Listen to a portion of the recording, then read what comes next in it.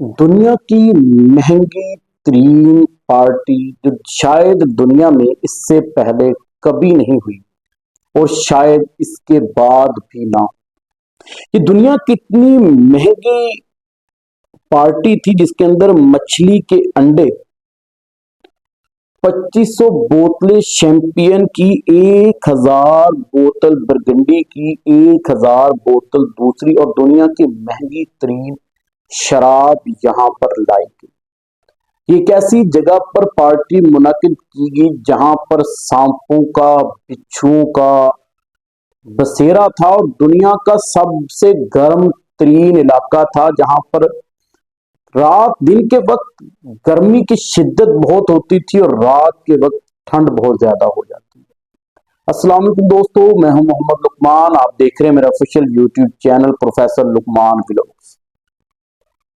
1960 کے اندر ایران دنیا کا غریب ترین ملک تھا اور ایک ترقی پذیر ملک تھا، لیکن اس کے بادشاہ کی یہ خواہش تھی کہ ایران جو ہے وہ یورپ کی صف کے اندر کھڑا ہو جائے، کیونکہ وہ یورپ کا دل دادا تھا. اس کو یورپین کلچر بڑا پسند تھا. وہ یہ چاہتا تھا کہ ہمیں دنیا جانے اور ہم بھی ان لوگوں کی صف کے اندر آ جائیں. 1960 کے اندر ایران کے اندر نہ پینے کے لیے پانی تھا، نہ تیل تھا، نہ ہی بچوں کی تعلیم اور روزگار تھا، بلکہ یہاں تک حالات تھے کہ لوگ غربت سے زندگی بسر کر رہے تھے. اس بادشاہ نے، جو کہ ایران کا آخری بادشاہ تھا، اس نے دنیا کی مہنگی ترین پارٹی آرگنائز کروائی لوگوں کو یہ باور کروانے کے لیے کہ ہم بھی آپ کے مد مقابل ہیں اور لوگوں کی اٹریکشن اپنی طرف کھینچنے. دوستوں، اس پارٹی کے لیے کچھ میٹنگز ہوئی، ڈیسائیڈ کیا گیا کہ پارٹی کہاں پر ہو کی جائے. پارٹی دوستوں ایران کے ایک شہر کے اندر کرنی طے پائی. وہ شہر ایسا تھا جس جگہ کے اوپر گرمی انتہائی درجے کی ہوتی تھی دن کے وقت اور رات کے وقت 0 ڈگری سینٹی گریڈ تک سردی چلی جاتی تھی. وہاں پر سانپوں بچھوؤں کا بسیرا تھا، کوئی شخص بھی اس جگہ سے نہیں گزر سکتا تھا. دوستو، اس بادشاہ نے سب سے پہلے تو وہاں پر جہازوں کے ذریعے زہریلے سپرے کروائے.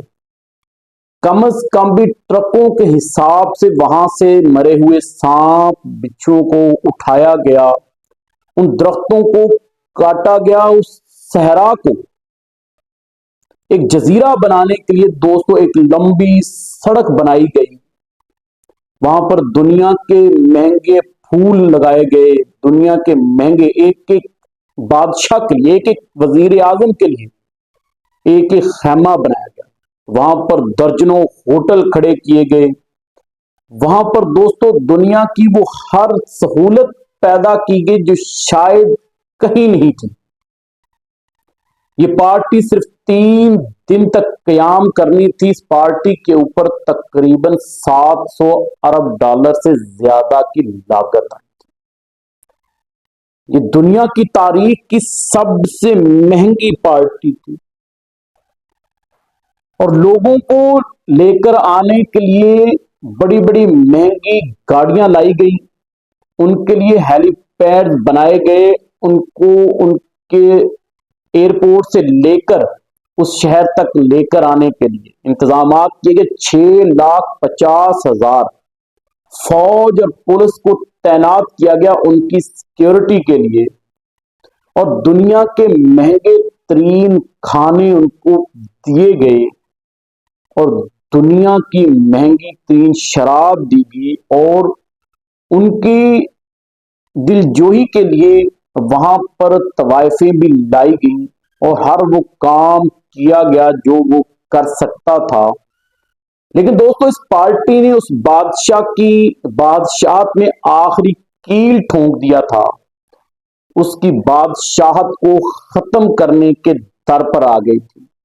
کیونکہ دوستو اس وقت ایران کی حالت خستہ حال تھی، غربت، بے روزگاری تھی، لوگ پانی کے گھونٹ سے کے لیے ترس رہے تھے.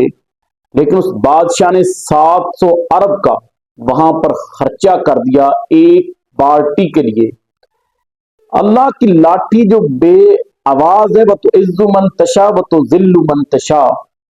जब तक वो किसी को आजादी देकर रखता है तो शायद उसे लगता है कि मैं तो पूरी दुनिया का ताकतवर तरीन हूं और हमेशा रहूंगा, लेकिन ऐसा नहीं।